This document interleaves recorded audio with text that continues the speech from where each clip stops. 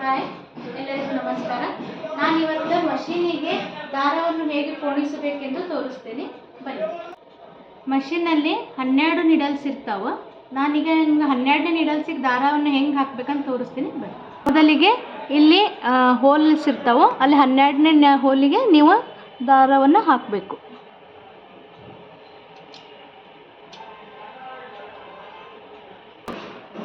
ಇಲ್ಲಿ ಸ್ಪ್ರಿಂಗ್ ಇರ್ತೈತಿ, ಅದನ್ನು ಸ್ಪ್ರಿಂಗಲ್ಲಿ ಈ ದಾರವನ್ನು ಕರೆಕ್ಟಾಗಿ ಹಾಕಬೇಕು. ಅದರ ನೆಕ್ಸ್ಟು ಇದನ್ನು ತೆಗೆದು ಇದರಲ್ಲಿ ಒಂದು ಸೂಜಿಯ ಸಹಾಯದಿಂದ ಇದರಲ್ಲಿ ಪಾಸ್ ಮಾಡಬೇಕು.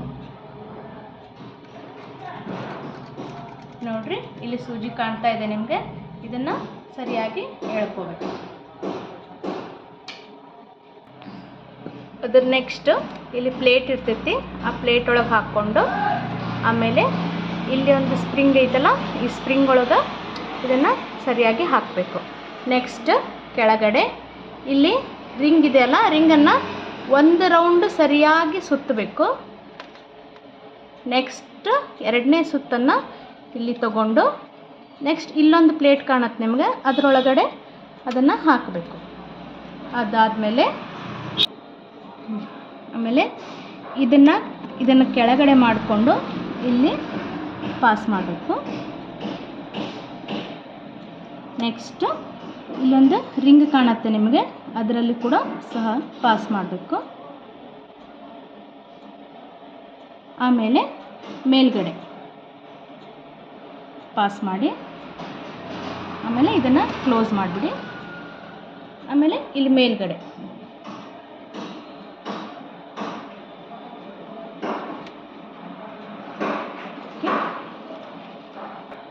ಆಮೇಲೆ ಇಲ್ಲಿ ವೈಟ್ ರಿಂಗ್ ಇದೆಯಲ್ಲ, ಅದರಲ್ಲಿ ಪಾಸ್ ಮಾಡಿ.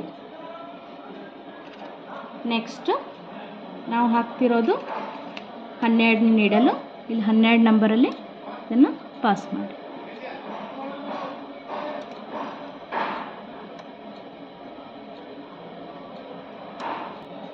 ನೆಕ್ಸ್ಟು ಇಲ್ಲಿ ಸೂಜಿಯಲ್ಲಿ ದಾರವನ್ನು ಹಾಕಬೇಕು. ಸರಿ,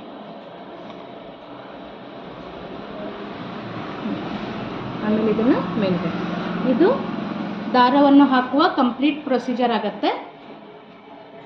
ಇಲ್ಲಿ ಮೇಲ್ಗಡೆ ರಿಂಗಿಗೆ ಹಾಕಿ ಆಮೇಲೆ ಈ ಪೈಪಲ್ಲಿ ಹಾಕಿ ಇದನ್ನು ಇಲ್ಲಿ ಕೆಳಗಡೆ ತಗೊಂಡು ಇಲ್ಲಿ ರಿಂಗಿಗೆ ಸರ್ಕಲ್ ಹಾಕಿ ಕೆಳಗಡೆ ಬಂದು ಆಮೇಲೆ ಇಲ್ಲಿ ಪೂರ ಕೆಳಗಡೆ ಇದನ್ನು ಓಪನ್ ಮಾಡಿ ಹಾಕಿ ಮತ್ತೆ ಮೇಲ್ಗಡೆ ತಗೊಂಡು ಮತ್ತು ಕೆಳಗೆ ಹಾಕಿ 12 ನಂಬರಿಗೆ ಹಾಕಿ ಕೆಳಗಡೆ ದಾರವನ್ನು ಪೋಣಿಸಬೇಕು. Thank you.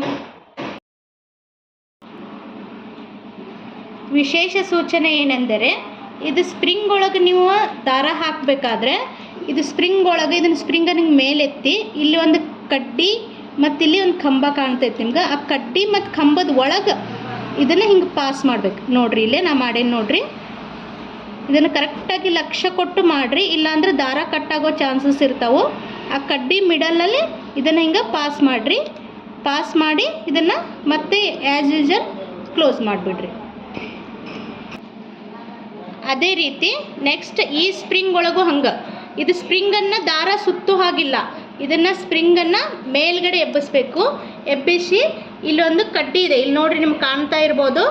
ಈ ಕಡ್ಡಿ ಒಳಗೆ ಹಿಂಗೆ ಜಸ್ಟ್ ಪಾಸ್ ಮಾಡಬೇಕಷ್ಟೆ. ಜಸ್ಟ್ ಹಿಂಗೆ ಪಾಸ್ ಮಾಡಿ ಮತ್ತು ಆ್ಯಸ್ ಯೂಶಲ್ ಇದನ್ನು ಪ್ಲೇಟನ್ನು ಹಾಕಬೇಕು. ಇದನ್ನು ಕರೆಕ್ಟಾಗಿ ನೋಡ್ಕೊಳ್ಳಿ, ಇಲ್ಲಾಂದರೆ ದಾರ ಕಟ್ಟಾಗೋ ಚಾನ್ಸಸ್ ಇರುತ್ತೆ ನಿಮಗೆ. ಇದನ್ನು ಕರೆಕ್ಟಾಗಿ ನೀವು ದಾರದ್ದು ಹಾಕುವ ಪ್ರೊಸೀಜರನ್ನು ನೀಟಾಗಿ ಹಾಕ್ಕೊಂಡ್ರೆ ನಿಮಗೆ ದಾರ ಕಟ್ಟಾಗೋ ಚಾನ್ಸಸ್ಸು ಇರೋದಿಲ್ಲ.